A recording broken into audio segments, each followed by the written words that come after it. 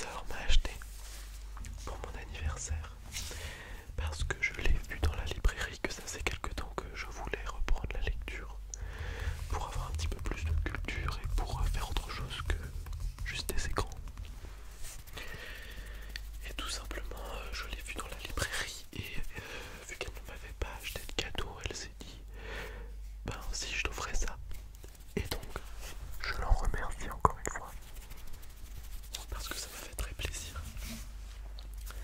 J'en suis actuellement à la moitié, en sachant que c'est une version spéciale puisque c'est la version comment dire, non censurée, puisque ce livre a été censuré à de nombreuses reprises, il me semble. Oscar Wilde est allé en prison parce que tout simplement cette histoire est un petit peu queer. Pas mal de personnages queer ou d'histoires d'amour ou du moins de sentiments homo-érotiques qu'on peut comprendre. Du coup ils ont enlevé des parties. Il y a des fois ils ont carrément dégagé le livre, il me semble. Donc c'est la version non censurée avec des poèmes d'Oscar Wilde à son amant de l'époque, des petites BD et surtout des belles illustrations pour illustrer justement tout ce qui se passe dans le livre. Hop hop hop. Si je regarde, voilà, donc par exemple vous avez des petites BD comme ceci qui sont ma foi très agréables à regarder. Et puis par exemple de jolies illustrations comme celle-ci. Il y en a des encore plus belles. Voilà. Donc ce qui va se passer, c'est que je vais vous lire le chapitre 1 déjà. Et je verrai si j'ai le temps de lire d'autres chapitres. Je vais mettre mes lunettes parce qu'à cette heure-ci, je ne vois rien du tout. Ok. Je m'étais dit que j'allais potentiellement lire à voix haute, mais je vais seulement chuchoter. Donc accrochez-vous bien. C'est parti. Chapitre 1. La riche senteur des roses emplissait l'atelier, et lorsque la brise d'été agitait les arbres du jardin, les lourds effluves de lilas, ou la fragrance plus subtile de l'épine rose pénétrait par la porte ouverte. Depuis le coin du divan au motif perçant sur lequel il était étendu, fumant comme à son habitude cigarette sur cigarette, Lord Henry Wotton apercevait tout juste l'éclat du cytis aux fleurs couleur de miel, suave comme le miel, dont les rameaux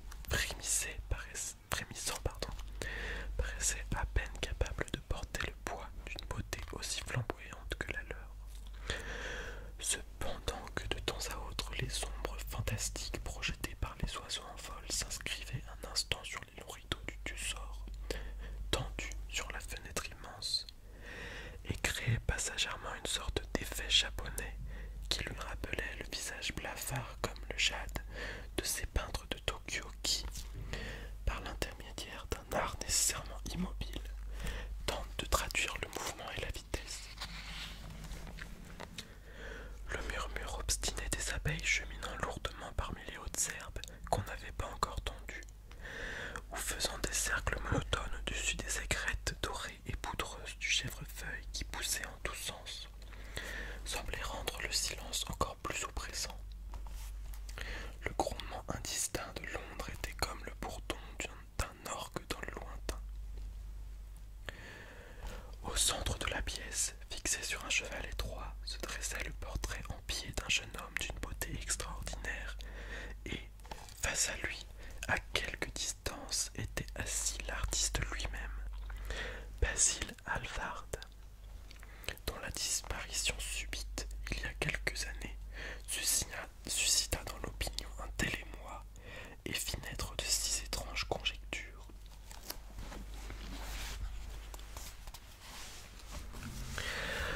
Le peintre regardait la forme gracieuse et avenante que son art avait si habilement reflétée, et un sourire de plaisir passa sur son visage et parut vouloir s'y attarder.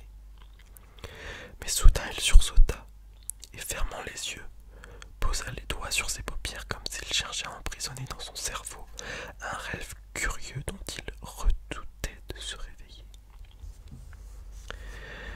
C'est votre plus belle œuvre, Basile, la meilleure chose que vous ayez jamais faite, dit Lord Henry nonchalamment. Il faut absolument que vous l'envoyiez à la Grosse Vénore l'an prochain. L'académie est trop grande et trop vulgaire. Chaque fois que j'y suis allé, ou bien il y avait tant de gens que je n'ai pu voir les tableaux, ce qui était déplorable, ou bien tant de tableaux que je n'ai pu voir les gens. Ce qui était pire. Vraiment, il n'y a que la Grosse Vénore. Je ne crois pas que je l'enverrai où que ce soit, répondit-il, rejetant la tête en arrière de cette façon bizarre qui provoquait à Oxford l'amusement de ses amis. Non, je ne l'enverrai nulle part. Lord Henry haussa le sourcil et le fixa d'un air étonné. Au travers des volutes de fumée bleue que formait un tournoiement plein de fantaisie, une cigarette qui dégageait un lourd parfum d'opium. Nulle part. Mais pourquoi donc, mon cher ami? Avez-vous quelques raisons valables? Que vous êtes bizarre, vous autres artistes. Vous feriez n'importe quoi pour vous faire une réputation, et dès que vous en avez une, on dirait que vous voulez vous en débarrasser. C'est absurde, car il n'y a qu'une chose au monde qui soit pire que d'être l'objet de toutes les conversations, c'est de n'être l'objet d'aucune. Un portrait comme celui-ci vous installerait très au-dessus de tous les jeunes artistes d'Angleterre et rendrait les vieux terriblement jaloux, pour autant que de vieilles gens soient capables de quelques émotions. Je sais bien que vous allez rire de moi, répondit-il, mais en vérité je ne peux l'exposer. J'y ai mis trop de moi-même. Lord Henry s'étira sur le divan et se mit à rire. Oui, je savais bien que vous ririez, mais il n'empêche que c'est pure vérité. Trop de vous-même. Par ma foi, Basile, je ne vous savais pas si fin, et je vous assure que je ne vois pas la moindre ressemblance entre vous, avec votre visage ferme ou très rude, et vos cheveux noirs comme le charbon, et ce jeune Adonis, que l'on croirait fait d'ivoire et de feuilles de rose. Voyons, Basile, lui est un narcisse et vous, eh bien, vous avez sans doute une expression intellectuelle, etc. Mais la beauté véritable se termine là où commence l'expression intellectuelle. L'intelligence est par elle-même une forme d'exagération et détruit l'harmonie de n'importe quel visage. Dès l'instant où l'on s'assied pour penser, on n'est plus que nez, que front, bref, quelque chose d'horrible. Regardez tous ces hommes arrivés au sein des professions savantes. Ils sont tout simplement tous absolument hideux, à une exception près bien entendu, l'Église. Mais c'est aussi que dans l'Église on ne pense pas. À l'âge de 80 ans, un évêque continue à dire ce qu'on lui a dit de dire quand il avait 18, et en conséquence il paraît toujours absolument adorable. Votre jeune et mystérieux ami, dont vous ne m'avez jamais dit le nom, mais dont le portrait réellement me fascine, ne pense jamais. De cela je suis tout à fait certain. C'est un être sans cervelle très beau qui devrait toujours être là en hiver quand nous n'avons plus de fleurs à contempler, et toujours là en été quand nous avons besoin de quelque chose pour rafraîchir notre intelligence. Ne vous flattez pas, Basile, vous ne lui ressemblez en rien. Vous ne me comprenez pas, Harry, répondit l'artiste. Il va de soi que je ne lui ressemble pas, je le sais très bien. À vrai dire, je serais désolé de lui ressembler. Vous haussez les épaules, je vous dis la vérité. Toute distinction physique ou intellectuelle est frappée d'une fatalité.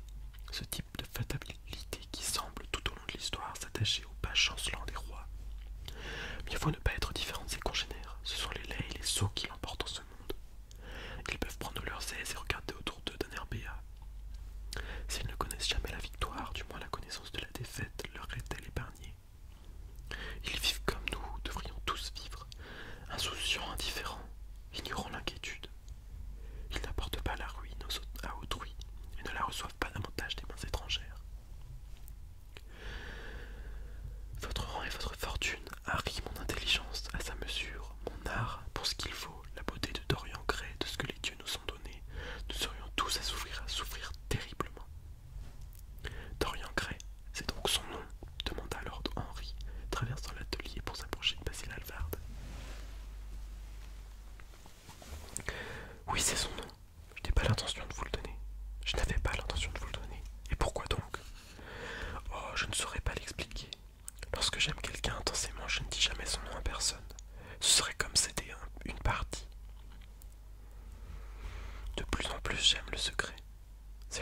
seule chose qui puisse nous rendre la vie mystérieuse ou merveilleuse. La chose la plus banale devient délicieuse dès l'instant qu'on la dissimule.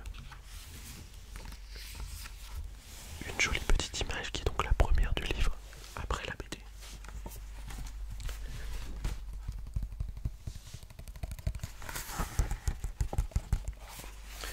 Donc ici, je suppose, on a Lord Henry, et là on a Basile. Et bien sûr, Dorian Gray.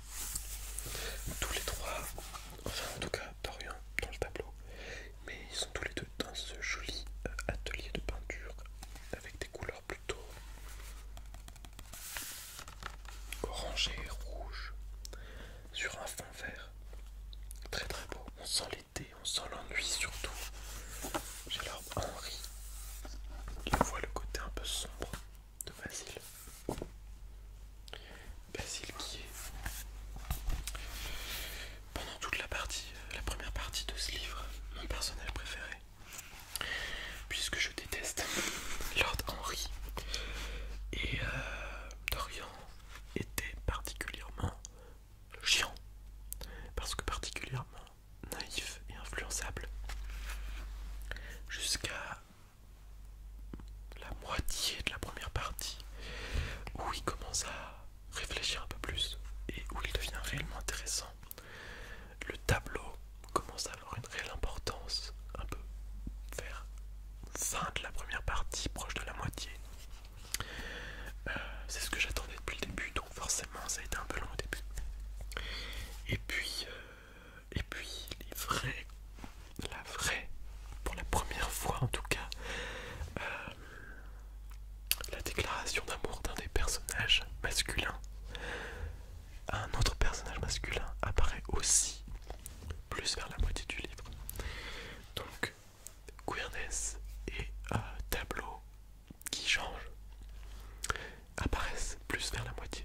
Donc au début le livre prend son temps pour installer tout ça.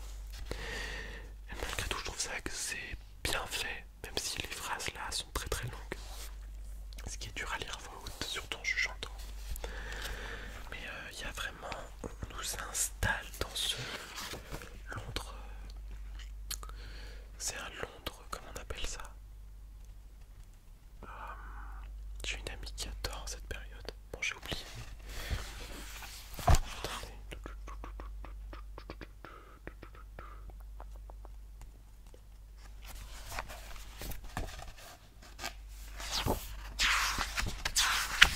Je sais plus comment on appelle ça. Bon, c'est pas grave. Je me souviens plus de cette période. Continuons. Du coup, ça a coupé une phrase en deux. Désormais, quand je quitte la capitale, je ne dis jamais à mes gens où je vais. Si je leur disais, cela me gâcherait tout mon plaisir. C'est sans doute une habitude absurde, mais j'ai l'impression que d'une certaine façon, elle introduit dans la vie beaucoup de romanesque. J'imagine que vous me trouvez terriblement stupide. Pas le moindre du monde, répondit Lord Henry, lui posant la main sur l'épaule. Lui posant la main sur l'épaule et mis en une autre couleur un peu plus grise. Juste là. Tac, tac, tac, tac. Parce que rien que ça a été censuré dans le livre quand il est paru. Pardon. Lui posant la main sur l'épaule. Pas le moins du monde, mon cher Basile. Vous oubliez, je crois, que je suis marié. Or, l'un des charmes du mariage réside dans ce qu'il fait du mensonge une nécessité vitale pour les deux parties. Je ne sais jamais où se trouve ma femme, et ma femme ne sait jamais ce que je suis en train de faire. Lorsque nous nous rencontrons, car nous nous rencontrons à l'occasion, lorsque nous sortons dîner ensemble, ou que nous allons à la campagne chez le duc, nous nous racontons le plus sérieusement du monde les histoires plus invraisemblables les unes que les autres. Ma femme excelle en ce domaine, bien plus que moi à vrai dire. Elle ne confond jamais les dates, tandis que je le fais constamment.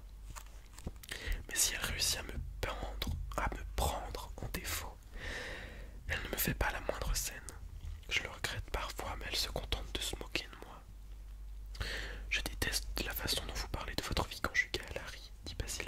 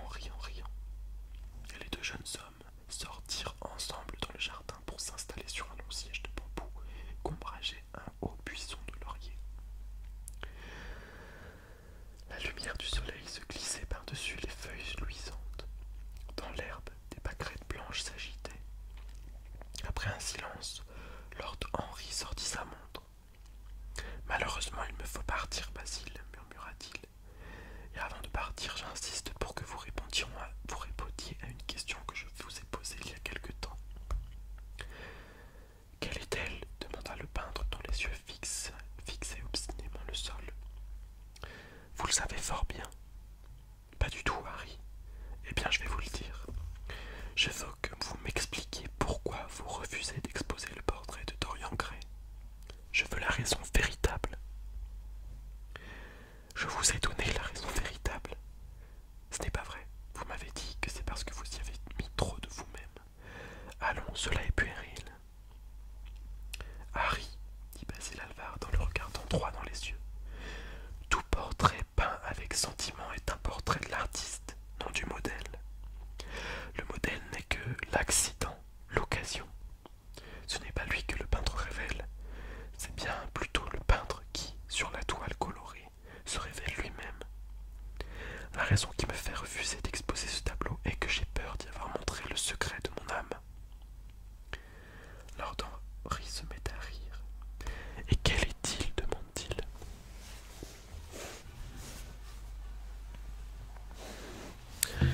Je vais vous le dire, dit Hallward, mais une expression de perplexité marqua soudain son visage.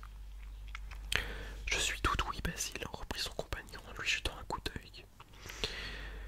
Oh, il n'y a vraiment pas grand-chose à dire, Harry, répliqua le peintre, et je crains que vous n'ayez du mal à comprendre. Peut-être aurez-vous du mal à comprendre. Lord Henry sourit et, se penchant en avant, il cueillit dans l'herbe une pâquerette aux pétales roses et se mit à l'examiner. Je suis tout à fait certain de comprendre, répliqua-t-il en regardant avec attention le petit disque doré entouré de plumes blanches. Et quant à croire, je peux croire n'importe quoi, pourvu que ce soit absolument incroyable. Le vent fit tomber des arbres quelques fleurs, tandis que les lourdes grappes de lilas avec leurs amas d'étoiles se balançaient dans l'air alangui. Près du mur, une sauterelle se mit à striduler, et, tel un fil bleu, une libellule longue et fine passa, flottant sur ses brunes ailes de gaz. Lord Henry avait l'impression d'entendre battre le cœur de Basil, et il se demanda ce qui se préparait. L'histoire se résume simplement à ceci, dit le peintre au bout d'un instant. Il y a 2 mois, je me rendis à une soirée chez Lady Brandon. Vous savez que nous autres, pauvres artistes, devons nous montrer de temps à autre en société, simplement pour rappeler au public que nous ne sommes pas des sauvages. Quiconque, fût-il agent de change, porte un habit de soirée et une cravate blanche, m'avez-vous dit jadis, peut passer pour un être civilisé. Quoi qu'il en soit, après avoir passé 10 minutes dans la pièce et parlé à d'énormes douairières,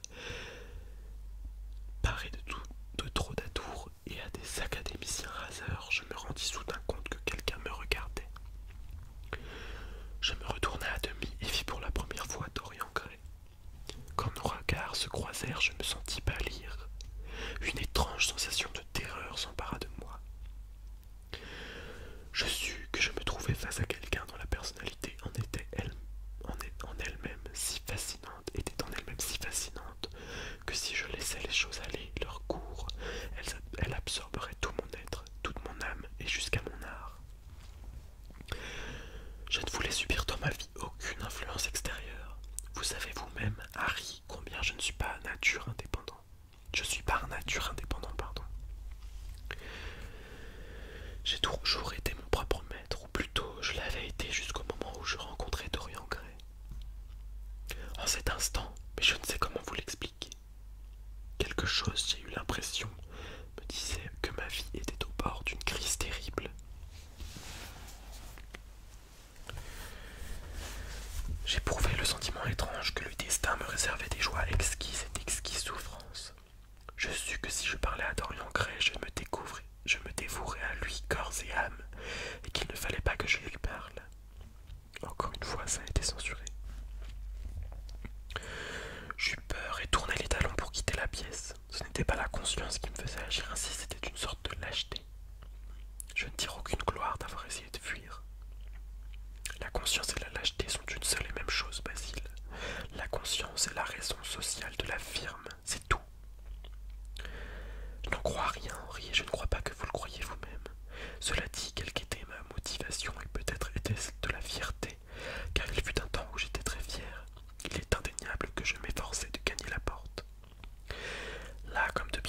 je me heurtai à Lady Brandon. Vous n'allez pas vous enfuir si tôt, monsieur Halvard, s'écria-t-elle. Vous connaissez cette voix curieusement stridente qu'elle a. Oui, elle rappelle en tout point un pan, sauf en beauté, dit Lord Henry, déchiquetant la pâquerette de ses longs doigts nerveux. Impossible de me débarrasser d'elle. Elle me conduisit vers des membres de la famille royale, vers des gens décorés de la jarretière et vers des dames âgées ornées de diadèmes gigantesques et de nez en forme de bec de perroquet. Elle me présenta comme son ami le plus cher. Je ne l'avais jusque-là rencontré qu'une seule fois, mais elle se mit dans la tête de faire de moi le héros du jour. Je crois qu'un de mes tableaux avait à l'époque connu un grand succès, ou du moins avait provoqué quelques commentaires dans les journaux à un sou, ce qui, en ce 19e siècle, constitue la mesure de l'immortalité. Je me retrouvais soudain en face du jeune homme dont la personnalité m'avait si étrangement remué. Nous étions très proches l'un de l'autre, presque à nous toucher. Nos regards se croisèrent à nouveau. Je commis la folle imprudence de demander à Lady Brandon de me présenter à lui. Peut-être, après tout, n'était-ce pas si fou. C'était tout simplement inévitable. Nous nous serions adressé la parole s'il n'y avait pas eu présentation. J'en suis convaincu, Dorian me le dit plus tard. Il sentait lui aussi que nous étions destinés à faire connaissance. Et quelle description Lady Brandon fit-elle de ce merveilleux jeune homme? Demanda son compagnon. Je sais qu'elle adore donner un précis rapide de chacun de ses invités. Je la revois me conduisant un jour vers un vieux monsieur rubicond et truculent, tout couvert de rubans et de décorations, en me donnant à l'oreille, dans un chuchotement tragique, que tous les gens qui se trouvaient dans la pièce devaient entendre très distinctement les détails les plus stupéfiants qui fussent. Je pris purement et simplement fuite. J'aime découvrir les gens par moi-même, mais Lady Brandon traite ses invités exactement comme un commissaire-priseur traite ses marchandises. Soit elle les décrit dans le moindre détail, soit elle en dit tout, sauf ce qu'on aimerait en savoir.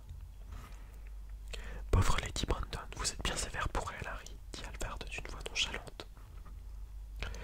Mon cher ami, elle a essayé de fonder un salon et n'a réussi qu'à ouvrir un restaurant. Comment pourrais-je l'admirer? Mais dites-moi donc, que vous a-t-elle dit, monsieur Dorian Gray?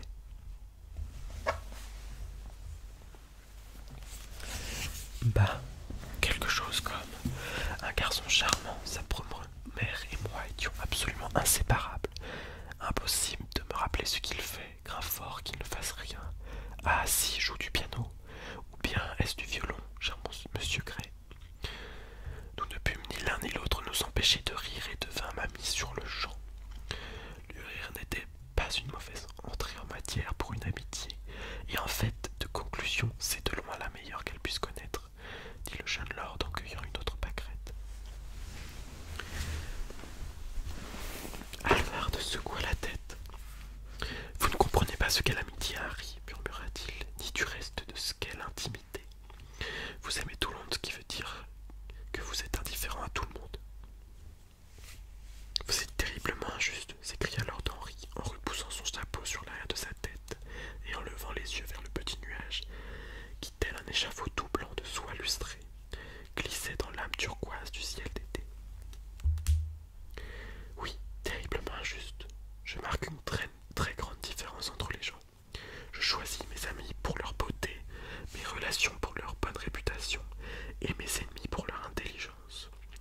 On ne saurait être trop prudent dans le choix de ses ennemis. Je n'en ai pas un seul qui soit un sot.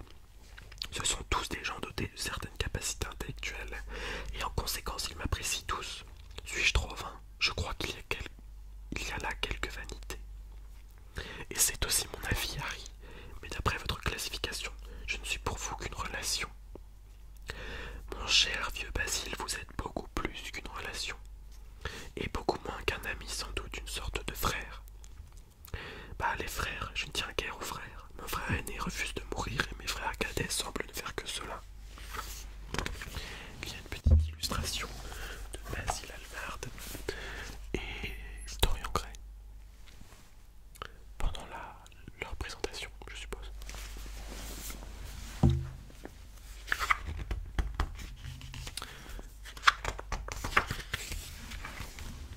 Harry, s'écria Halvard en fronçant les sourcils. Mon cher ami, je ne suis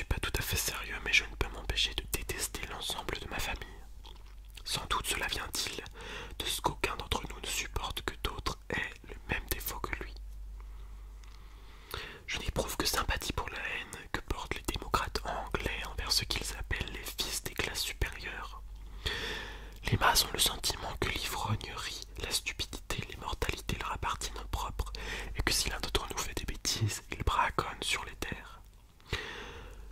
Lorsque ce pauvre Southwark s'est retrouvé en justice pour un divorce, leur indignation a été réellement superbe, et pourtant, je ne crois pas que 10% des prolétaires vivent décemment avec leur propre épouse. Avec leur propre épouse a été censuré.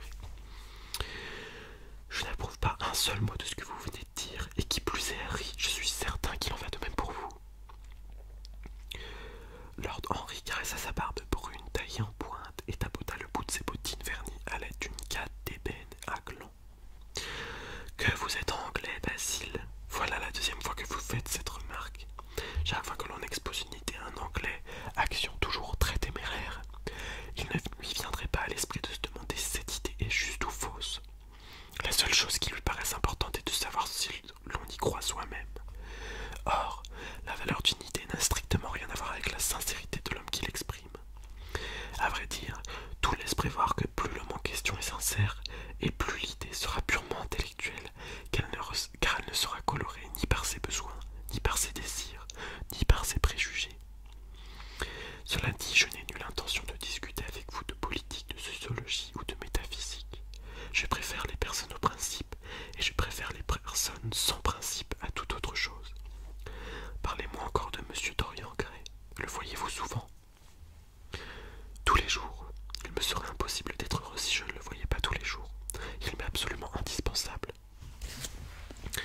Cette partie va être censurée. Bien sûr, ce n'est parfois que pour quelques minutes, mais quelques minutes avec quelqu'un que l'on adore compte pour beaucoup. Mais ne me dites pas que vous l'adorez. Si.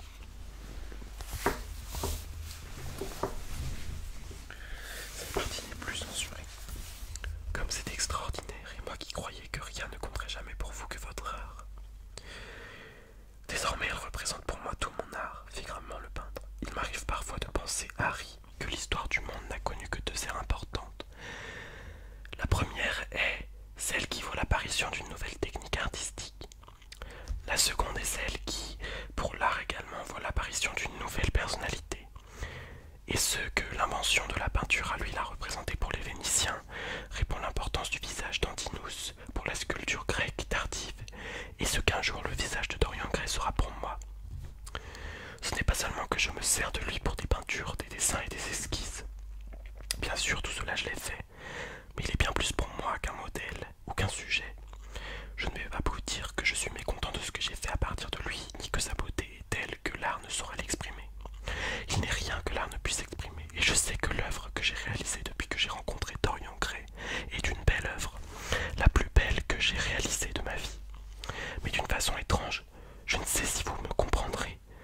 Sa personnalité m'a suggéré un style artistique totalement neuf, une manière entièrement nouvelle.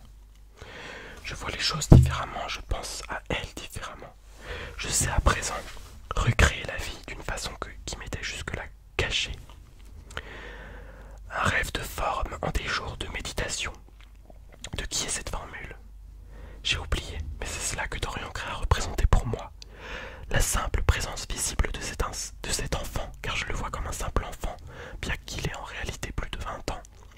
Sa simple présence visible, je me demande si vous avez conscience de tout ce que cela signifie. Inconsciemment, il définit pour moi les grandes lignes d'une école nouvelle, d'une école qui réunira en elle toute la passion de l'esprit romantique et toute la perfection de l'esprit grec. L'harmonie de l'âme et du corps, comme cela est immense. Dans notre folie, nous les avons séparés l'un de l'autre et avons inventé un réalisme vulgaire, une idéalité vide. Harry, si seulement vous saviez tout ce que Dorian Gray représente pour moi. Vous vous rappelez ce paysage que j'ai fait, pour lequel Anne Yu m'offrait un prix si extravagant, mais dont je refusais de me séparer. C'est l'une des plus belles choses que j'ai jamais faites. Et pourquoi? Parce que tandis que je peignais, Dorian Gray était assis à mes côtés. Une influence subtile émanant de lui s'est exercée sur moi, et pour la première fois de ma vie, j'ai vu dans cette forêt banale la merveille que j'avais toujours recherchée et toujours échoué à voir. Basil, tout cela est extraordinaire. Il faut que je voie Dorian Gray. Halvard quitta son siège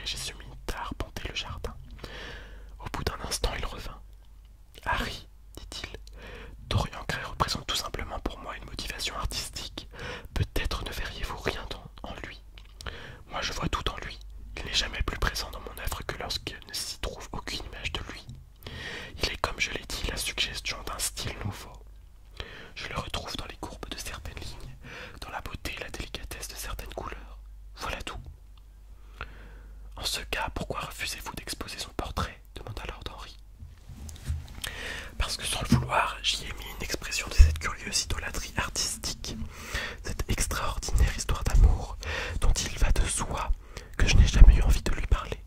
Bien sûr, ils ont censuré cette extraordinaire histoire d'amour. Il en ignore tout, il en ignorera tout à jamais, mais le monde pourrait la deviner et je refuse de mettre mon âme à nu devant ses yeux indiscrets et superficiels.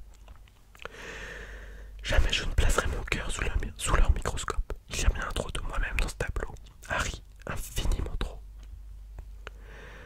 Les poètes ne sont pas aussi scrupuleux que vous. Ils savent combien la passion sert à la publication. De nos jours, un cœur brisé garantit plusieurs éditions. Je les en exècre d'autant, s'écria Halvard. Un artiste doit créer de choses belles, mais ne doit rien y mettre de sa vie. Nous vivons à une époque où les gens traitent l'art comme si ce devait être une forme d'autobiographie. Nous avons perdu le sens abstrait de la beauté. Un jour, je montrerai au monde en quoi elle consiste, et c'est pour cette raison que le monde ne doit verra jamais mon portrait de Dorian Gray. Je crois, Basile, que vous avez tort, mais je n'en discuterai pas avec vous. Seuls discutent ceux qui sont intellectuellement perdus. Mais dites-moi, Dorian Gray vous aime-t-il beaucoup? Le peintre réfléchit quelques instants. Il a de l'affection pour moi, fit-il après un court silence. Je sais qu'il a de l'affection pour moi. Bien entendu, je le flatte horriblement. Je trouve un étrange plaisir à lui dire des choses que je sais que je regretterais de lui avoir dites. Je me dévoile trop, censuré. En règle générale, il est charmant avec moi. Nous rentrons ensemble du club, bras dessus, bras dessous, censuré, et nous restons assis dans mon atelier à parler de mille choses. Néanmoins, il lui arrive d'être terriblement irréfléchi, et on dirait qu'il prend un vrai plaisir à me faire de la peine. J'ai alors l'impression, Harry, d'avoir donné mon âme tout entière à quelqu'un pour qui elle n'est qu'une fleur à fixer à sa boutonnière, une décoration faite pour flatter sa vanité, un ornement pour une journée d'été. En été, Basile, les journées ont tendance à être longues, murmura Lord Henry. Peut-être que vous lasserez-vous avant lui. À la réflexion, cela est triste, mais il est hors de doute que le génie est plus durable que la beauté. C'est ce qui explique que nous fassions tous de si grands efforts pour acquérir tant de culture. Dans cette lutte sauvage pour la vie, nous voulons posséder quelque chose qui dure, et en conséquence, nous nous remplissons l'esprit de faits et de sottises, dans l'espoir absurde de garder notre rang. L'idéal moderne, c'est un homme parfaitement informé. L'esprit d'un homme parfaitement informé est une chose abominable. C'est comme une boutique de bric-à-brac pleine d'horreur et de poussière, et tout est plus cher qu'il ne le faudrait. Il n'empêche, je pense que c'est vous qui vous lasserez le premier. Un jour, vous regarderez votre ami, et vous le trouverez un peu mal dessiné, ou bien n'aimerez pas la nuance de sa couleur, ou quelque chose d'autre encore. Au fond de vous, vous l'emblâmerez amèrement, et vous penserez sérieusement qu'il s'est très mal comporté envers vous. Lorsqu'il reviendra vous voir, vous serez parfaitement froid et indifférent. Ce sera fort regrettable car cela vous altérera. Ce que vous m'avez exposé est une parfaite histoire d'amour, une histoire d'amour esthétique si j'ose dire, et le pire dans toute histoire d'amour, de quelque nature qu'elle soit censurée, c'est qu'elle vous laisse en fin de compte si peu amoureux. Ne parlez pas ainsi, Harry. Aussi longtemps que je vivrai, la personnalité de Dorian Gray exécrera sur moi son empire. Vous ne pouvez pas éprouver ce que j'éprouve, changer trop souvent. Ah, mon cher Basile, c'est précisément pour cela que je pense l'éprouver. Pardon. Ah, mon cher Basile, c'est précisément pour cela que je peux l'éprouver. Les gens fidèles ne connaissent de l'amour que son côté banal. Seuls les infidèles en connaissent les tragédies. Et Lord Henry frotta une allumette sur un joli boîtier d'argent et se mit à fumer une cigarette avec une expression aussi assurée et satisfaite que s'il avait résumé le monde en une phrase. On entendait un bruissement de moineaux pébillant dans la laque verte des feuilles de lierre, et les ombres bleutées des nuages se donnaient la chasse dans l'herbe comme des hirondelles. Que l'on était bien dans le jardin, et qu'elles étaient délicieuses les émotions d'autrui, bien plus délicieuses que leurs réflexions, se dit-il. Notre âme et les passions de nos amis, voilà ce que la vie contient de plus passionnant. Il se représenta avec un plaisir muet, le déjeuner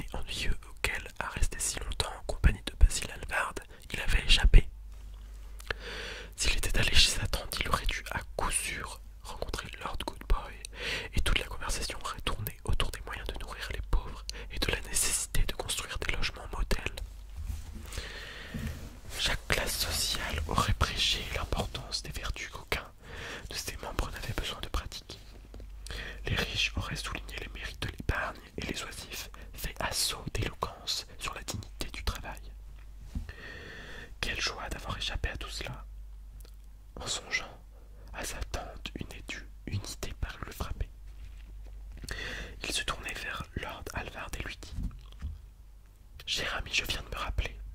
De vous rappeler quoi, Harry? Où j'ai entendu de prononcer le nom de Dorian Gray. Et où donc était-ce? Demanda Halvard, fronçant légèrement le sourcil. Ne prenez pas cet air courroucé, Basile, c'était chez ma tante, Lady Agatha. Elle m'a dit avoir découvert un jeune homme fantastique qui allait l'aider pour l'East End et qu'il s'appelait Dorian Gray. Je dois la vérité de préciser qu'elle n'a jamais dit qu'il était beau.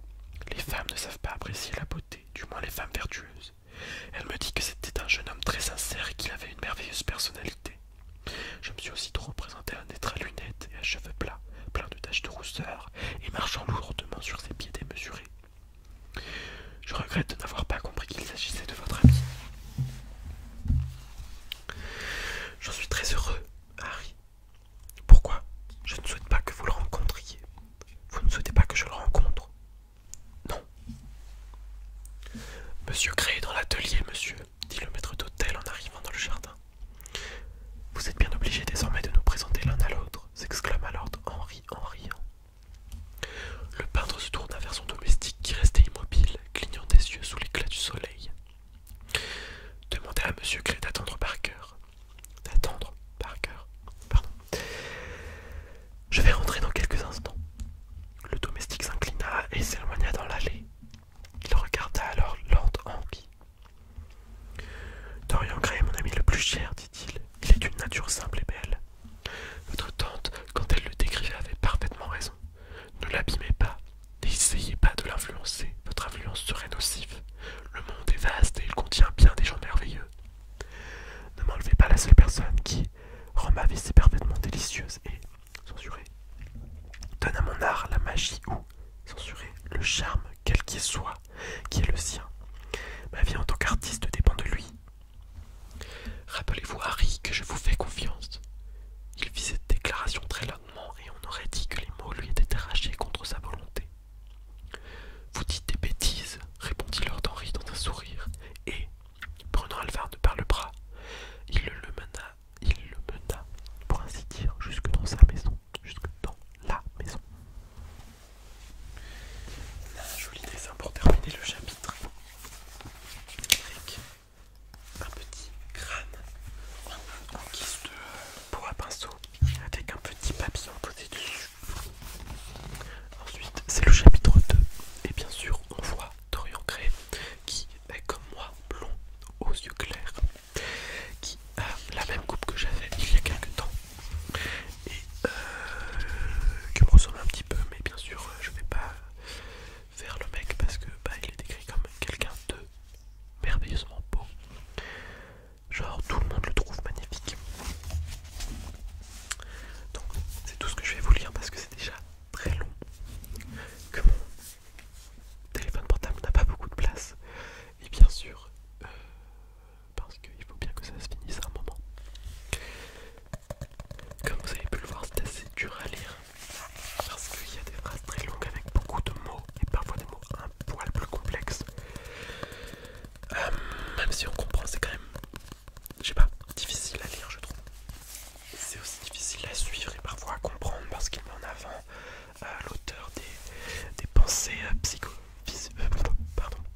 des pensées philosophiques à travers des personnages. On sent qu'il a voulu exprimer ses idées à travers ces personnages. Je sais pas lequel correspond à lui. Je sais pas si chacun a un peu de lui. Dans tous les cas, je sais que c'est vachement inspiré apparemment de l'histoire d'amour qu'il avait avec un jeune étudiant. Je ne sais pas si c'est vrai. Je le verrai en lisant la fin avec les poèmes, etc. Dans tous les cas, c'est un livre vraiment intéressant, assez marquant dans l'histoire de la littérature, et du coup en plus il s'appelle Dorian, le personnage principal, si on peut dire que c'est le personnage principal. Donc fallait que je le lise. Toujours est-il que